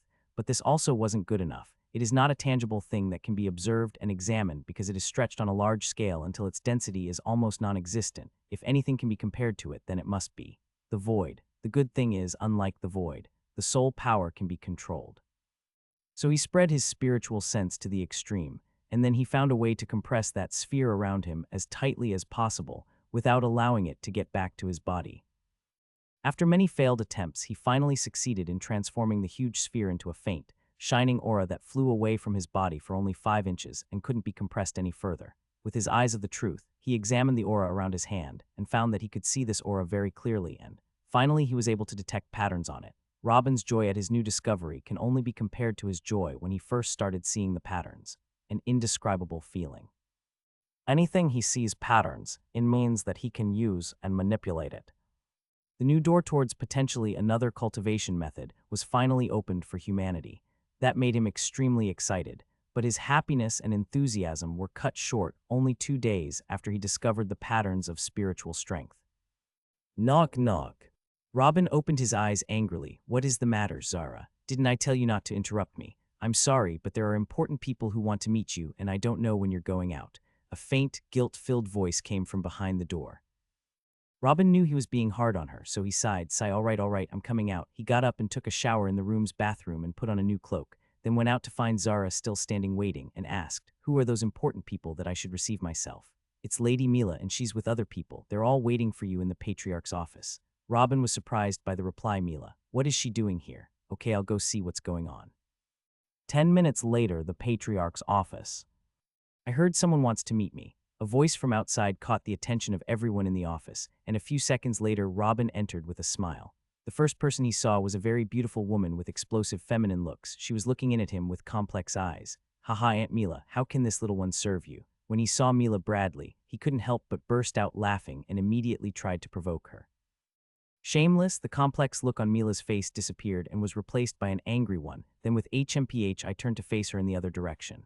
Oh, General Edward is here too. That sounds serious. Robin's tone turned serious when he saw the genius general who had subdued Dolivar, and beside him were 3 other saints. I salute noble Robin. Edward nodded with a smile. Robin, this group came from the Bradley family and they all want to talk to you. Now that you are here, I will leave you to your work then. The patriarch spoke with a smile and then stood up ready to leave. No need, Uncle Brian, you can stay here. There's nothing between me and the Bradleys worth hiding. Robin replied, finding himself a free chair and sitting on it, then quietly asked, how can I help you? Robin, I know that you are a busy man, so I will go straight to the point. Since your departure and until now, we are analyzing and consulting almost daily about what we can offer you in exchange for the continuation of our relations.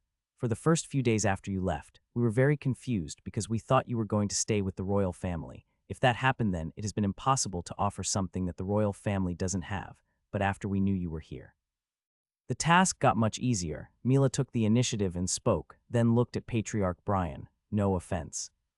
Ahaha, none taken. The patriarch laughed, for he knows the value of his family well. Robin smiled. Okay then, and what's your final conclusion? What do you have to offer in exchange for continuing our business relationship? The patriarch's eyes almost jumped out of place. 1,000,000 gold coins annually. I can sell runes at any price I want to anyone I want, so this part cannot be used as an argument, and the 1,000,000 gold coins you're speaking about, I can get them myself after a few auctions. What else do you have? Robin chuckled. Mila's smile faded and doubt began to enter her heart. We have a huge trading network.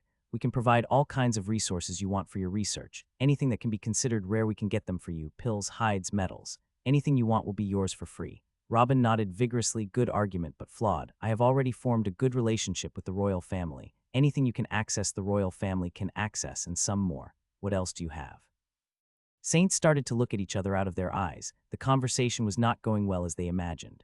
Robin started laughing when he saw their faces. Haha, what? I can't be blamed for forming a good relationship with the royal family. The traitor in your family was the one who pushed me to their lap. If you want to blame someone for this, blame yourselves. Robin, show us some regard. We have been working together for quite some time. We were the ones who supported you from the very start, damn it.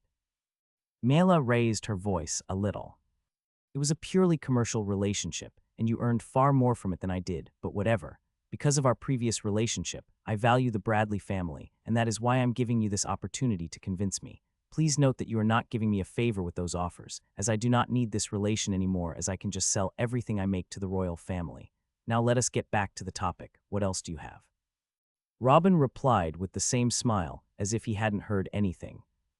Mila hesitated a little, as this was the last card they thought of, and if he rejected it, they would be in trouble. But in the end, she mustered her courage and spoke. Robin, with the route you have chosen to yourself, you are destined that you will never have peace. Even without your identity fully known, you have tasted an assassination attempt. Then what would happen later when one of the enemies of the Black Sun know of you? With all due respect, the Burton family does not have the strength to protect you from any assassination attempt. That's why the 5 of us came together.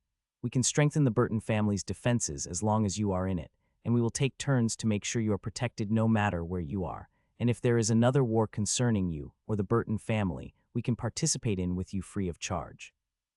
Patriarch Brian smiled big ear to ear upon hearing this. Currently, only he and Billy were in Jura City, and he was indeed terrified at the thought of an assassination attempt on Caesar.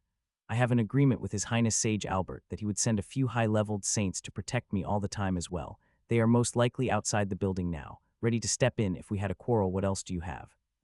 What?"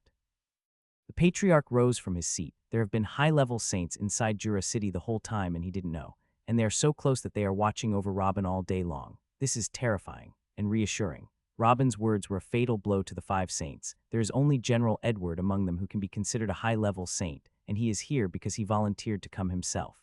Duke Galen doesn't have the power to send more saints of these levels. Their morale plummeted to 0 after they were sure of success. Whatever they came up with is nothing in Robin's eye. "Robin," Mila shouted angrily and stood there staring at him. Robin chuckled and shrugged, but he didn't respond. "Noble Robin, in fact, we have no other offers to make, but this really baffles me. You are a smart man, and you must know that our existence on your side as a Duke family will benefit you sooner or later, so it is impossible that you permanently want to cut ties with us. Then what will satisfy you? As long as our offers do not live up to your expectations, please give us your terms and we will do our best to make them come true." Edward spoke politely. As usual, he hadn't lost hope yet. He knows that he was not talking to some brat, but a wise adult. Robin smiled and looked at St. Edward. "You are probably right, General. Someday I probably will need the Bradleys, and when that day comes and weren't friends anymore, I will seek you out, beg, and pay you a lot to gain your help. But guess what? I already did that anyway when I lived among you, and we had an excellent relation. What good it does for me then if we have a good relationship or not? At the end of the day, there is nothing between me and the Bradley family but plain trade and benefits exchange." These sentences silenced St. Edward, who was preparing to negotiate and try to persuade Robin further. Opportunities come once in a lifetime. Previously, Robin used Galen to take his revenge, and Galen took advantage of Robin's need for him and snatched from him the method of making one of his most important and effective innovations, the Talisman of Fire. And this for Robin concluded that it doesn't matter if he kept in contact with them or not, as when he really needs them, he will make high offers to gain their help whether they are friends or not. If that is the case, then why should he split his focus between them and the royal family then? Previously, there was Robin who needed the Bradley family and the Bradley family who needed Robin, but now the balance has been broken. Robin no longer needs them. Finally, St. Edward understood what Robin wanted to say. All their preparations were in vain. This is no longer a relationship based on equality. In fact, the 3 other saints finally reached this conclusion as well and lost hope. Even the patriarch sighed and shook his head. The only one who didn't understand yet was Mila, who was still looking angrily at Robin. Robin chuckled in a low voice when he saw her angry look, then stood up. "As long as there is nothing the Bradleys can do for me, there's no need to talk about it anymore. I have more research to get back to. If you come up with other offers that you think might work, you know where to find me. Then turn around and walk to the door." "Robin," Mila yells and hits the ground. She knows if they leave today, they won't come back. After hearing the affirmation of the new relation between Robin and the royal family, they already lost hope of offering any material thing, as if they measure everything they can offer against what the royal family can. Then there is nothing else that the family has that Robin would want. But Robin didn't stop upon hearing the shout and made his way to the door, knowing she wouldn't say anything new. When Mila saw this, her eyes turned red, filled with tears. Most likely, after Robin exits this door, they will not meet again, and perhaps she will only see him from afar. The patriarch was watching everything silently from the side. He was shocked when he saw Mila's tears, and an idea struck his head like a thunderbolt. He quickly stood up and shouted, "Wait a minute. Robin, the relationship between you and the Bradleys doesn't have to be just commercial." Robin finally stopped when he heard the patriarch and turned around and asked, "What do you mean, Uncle Brian? There is nothing between me and the Bradleys other than commercial exchanges and interests. I don't mean an insult, but you can't force a different relationship just because you want to." Robin kept his words respectful as much as possible because he addresses the patriarch of his family. If Mela or one of the saints with her said this, he wouldn't have stopped in the first place. Speaking of Mila and her company, even they did not understand what the patriarch was saying and looked toward him with strange looks. They all had one thing in their heads: "I don't know what he is saying, but if it was in the interest of forming a good relationship with Robin, then may the heaven help you convincing him." The patriarch was not angry at Robin's response and continued, "Just listen, Robin. This situation is not new. On the contrary, I personally have been through it a lot, and all the senior families have passed by it at least once. Taking a step from pure business between two untied families to something more is a challenge, but not impossible. St. Edward furrowed his eyebrows slightly. These words had already given a hint of what the patriarch would say. Well, go ahead. What is your suggestion to solve this crisis of trust? Robin pinned himself down and prepared to listen seriously this time. There are a few methods that have been tried over thousands of years in situations like this, but the best of them is marriage. St. Edward sighed. He was right in his prediction. What marriage? Do you mean someone in our family is to marry into the Bradleys? How would that solve it? Robin was shocked by the patriarch's answer and asked again to make sure he understood what was being said. Indeed, if two worthless candidates from the two families were to marry, then it really won't make any difference. That is why the marriage has to be of the highest caliber to secure strong ties. Robin smiled. Oh, why does it seem to me that you want to get yourself a young pride, Uncle Brian? The patriarch laughed when hearing this. Haha, I'm old. I do not have the energy or the patience for a new one, and even if I want to, the marriage of an old fart like me wouldn't be solid enough. You, Robin, you are the one who should marry from the Bradleys. Great idea. Haha, that indeed will solve everything. We have a lot of talented girls in the family. My granddaughter is a good girl, and my niece is also very beautiful. I'll bring you both. The three saints loved the idea and began to express their opinions, while Mila fell silent and looked at the ground with a long, unfocused look. And St. Edward shook his head. He knew that was not what Patriarch Brian was aiming at, but he kept silent, hoping that the patriarch would say something else. When Robin heard the patriarch's suggestion and then the approval and words of the three Bradley saints, he chuckled and almost turned to continue his way out of the room. When the patriarch saw this, he knew what Robin was thinking and shouted at the three saints, "What the hell are you talking about? Robin is the representative of the Burton family. He has higher standing than me, and you talk about him marrying little girls. Not even an ordinary saint deserves him. Only Lady Mila can be put in the same sentence with him." When heard this, Robin, who was about to leave, stood in his place. Finally, this gained his attention. He then cast a glance towards Mila to see her reaction. Mila's unfocused gaze regained its luster, and she looked toward the patriarch in shock. It was long ago that she decided that she would get to the peak of sainthood as fast as possible, then start seclusion to try and get the fire shards minor law technique to the threshold of the third stage and perhaps become a sage herself. This plan will take her entire life, thus she had never thought about her marriage before. As expected, St. Edward sighed. This won't be easy. Anger was clearly visible on the faces of the other three saints. Patriarch, I think you are overestimating your conditions here. Lady Mila is the daughter of a duke. She has been the #1 genius of the kingdom since she was 10. She recently broke through to the 25th level, the same as you, when she is barely 150 years old. So please don't put her down in the same sentence with anyone. Lady Mila is unique and will not be married to anyone that is lower than her in any aspect. Robin can choose any other unmarried girl and she will be his. Patriarch Brian slapped his hand on the table in front of him angrily. You arrogant bastard. Did Galen send idiots to negotiate? You came crawling on your stomach to plead our son Robin's favor, and now you're the one acting arrogantly. Give me the name of a young man in the 8 kingdoms or 4 empires that is better than our Robin. You will never find one. Girls have to get married sooner or later, Lady Mila. No matter how many thousands of years she waits, she will eventually marry someone. Who will she choose at that time based on these high ambitions you idiots have? An emperor. You overestimate your family and overestimate your lady. Do you think no other dukes have girls to marry? Leave the dukes. Do you think if Robin proposed marriage to a princess of the royal family, they would refuse? Please listen carefully. I've offered this to you for one reason, and it is that you guys have treated Robin fairly when he stayed with you. It's an honor to you that I've offered to connect your family with the one-of-a-kind person throughout history.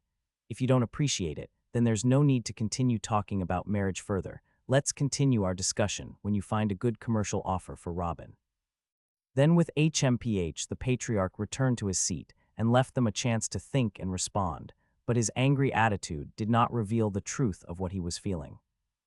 The patriarch was jumping for joy inside him that Robin gave him the opportunity to act arrogantly and distract people from a duke's family. If this was in the past, he would have gone himself to get them something to drink. One of the three saints stood up angrily and shouted, HMPH, it looks like we're not welcome here, let's go, and moved to the door. When he looked behind him, he found Mila was still standing in her spot, looking confused. St. Edward was still sitting relaxed with no intention to follow him, and the other two saints also hesitated. When he saw that, he shouted at them, what the hell are you all waiting for? Are you really thinking of Mar? At this point he was interrupted by Mila's voice as she says, I agree. Everyone in the room was shocked except for St. Edward. Even Robin looked at her strangely. One of the other two saints who had not yet moved spoke to her, Lady Mila, You don't need to sacrifice anything for the family, and you don't need to agree or disagree now. Let's go back and have a meeting with council and discuss the matter further. The look of confusion on Mila's face disappeared and was replaced by a confident expression. No need, this is a personal decision, and only I have the right to agree or disagree. And I agree. Girl, you know you don't have to do this. Robin spoke to Emile. I know I don't have to do anything, husband, but I want to do it. What, am I not pretty enough for you? Mila replied with a charming smile and a little wink. Robin was shocked by her response. She is already calling him husband before he even agreed. This girl is more shameless than he is. He doesn't love her, but he doesn't hate her either. Robin is not some ascetic that is hostile to the idea of having sex and getting married. Even during his isolation in the cave, he used to go to brothels constantly. But marriage is not as normal as visiting a prostitute. He is not looking for a girl with a big breast or a round butt to spend a night with. Marriage is a sacred bond and a solid partnership that would last forever. How can such a decision be easy? But at this point, he asked himself, if he should marry one girl in the world for any reason, whether based on intimacy and feelings of closeness, or to form a strong partnership with another family, or for her intelligence, beauty, talent, or strength, etc., who would she be? The answer is Mila. Always Mila. It didn't take long for Robin to realize that there was no reason for him to refuse the marriage suggestion. Everything about Mila, whether the outward appearance, age, or talent, is perfect for him, and in addition to all of that, the Bradley Duke family will be tied to him inseparably close. They will be tied to his horse. If he seeks glory, they will seek it with him, and if he falls, they will be shamed alongside him.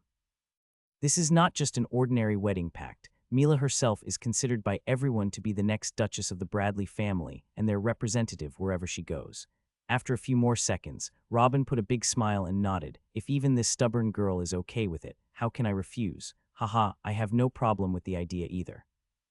You can talk to Patriarch Brian about the rest of the details and arrangements, as I do not have much experience in these matters. As for me, I apologize. I have to get back to what I was doing. Then he turned around and made his way out of the room, leaving everyone stunned. It is like they were the ones who proposed and pushed Mila at him, and he casually agreed. Well, that is kind of what really happened, but still, Mila came back to sit in her place again. She went back to her strayed look. If someone had told her a few years ago that she was going to get married soon, she would have laughed at his ridiculousness. She was not some ordinary girl that might be used to make marriage alliances. She is the lady who is destined to reach the top of the saint realm, and maybe one day she will get the chance to discover the third stage of her technique and break into the sagehood, bringing her family to the threshold of a royal family. But given what happened now, technically she was the one who proposed, to be married off to Robin, herself. Whenever this embarrassing thought came into her head, her face turned red and lowered her face further toward the ground. She was not in the mood to talk to anyone about anything. St. Edward was the first to break this awkward atmosphere, so he spoke to the patriarch. As long as we have the initial consent of the two lovebirds, I think we can talk again about the details of the cooperation, Patriarch Brian. Ahahaha, of course, but why are you still talking officially, Nephew Edward? We are a family now, hahaha. This is without a doubt one of the proudest moments in the life of Patriarch Brian, and perhaps in the entire history of the Burton family. Previously, he would never have dreamed of meeting a character like Mila and talking to her face to face, regardless of whether she married one of his family members. Negotiations on future forms of cooperation and relations continued for some time between the Patriarch and Edward, but this time things went significantly more smoothly. In the end, it was decided that the Bradley family would not pay annual research grants and would not send resources for free unless they were in the form of gifts. So none of them is obligatory anymore. The only thing that the Bradleys will still have to do of the first two offers is to allow access for the Burton to their markets and connections and help them get anything that Robin might need and the Burdens can't provide. These first two offers were attempts to lure Robin with money, which is no longer needed if they were one family, but the third offer will still have to take place, which is to help the Burton family with 5 saints. St. Edward, for example, volunteered to regroup and restructure the Burton family's army in their hometown of Jura. The army almost collapsed in their war more than a decade years ago. Only a few thousand veteran warriors remained, and they are all now in the new family's lands, previously Dalivar. So there is an urgent need to raise a new army, train and arm it to befit a family of the rank of a marquis, and who could do a better job than a genius general like St. Edward, while the other 3 saints would work with him as second-ranked generals to train and strengthen the army, and they will also secure auctions. The Patriarch was not worried about giving them the keys to constructing the army at all. After a tie of this level is formed, the Burton family's strength would become an extension of theirs, and the higher the status of one of the 2 families would be with the other, so why would they try to harm them? As for the absent-minded bride herself, she would be free to go out and into the Burton family administrative zone, and even the guest house now Robin's residence whenever she wanted to. It was also agreed that wedding gifts, wedding date, etc., would be postponed until an appropriate time appears, but the Bradel family should immediately announce to the world that Mila is officially engaged to Robin Burton, as this is the basis on which everything else will be built upon. After everything was talked about and agreed upon, St. Edward decided that he would stay and start preparing studies to restructure the Warren Burton family's army immediately, and Mila decided that she would also remain in the Burton family for the time being, and one of the three saints went silently to deliver the news to the family elders. Even he himself didn't know how to tell Galen that his daughter had been betrothed. The saint arrived a few hours later at Bradley's Pearl City and called an urgent meeting of the family elders. Quickly, everyone who has a position in the family was gathered, and on top of them, of course, Galen was also present, all of them confused after they saw the saint. Everyone in here was smart enough to know the importance of Robin. Even after taking the method of making fire runes out of him, he himself was still far more valuable. Some of them attacked Galen harshly when Robin left. They has thrown all the responsibility on Galen's shoulder, saying that he wiped the fire talisman technique out of Robin, but still couldn't even protect him properly, that he allowed an assassination attempt on him, just under their nose. An inner faction with a level 30 saint heading it even accused Galen of plotting with the royal family to ship off Robin to them. Robin's speech with Edward and Mila before his departure has frightened them. They saw what this kid has accomplished within the short period he stayed with them. The fire, dark, and vitality talisman within 2 years, not to mention the pills that helped Mila break through to the 25th level. Even the guy who bowed the bill at the auction was reported to have breakthrough as well.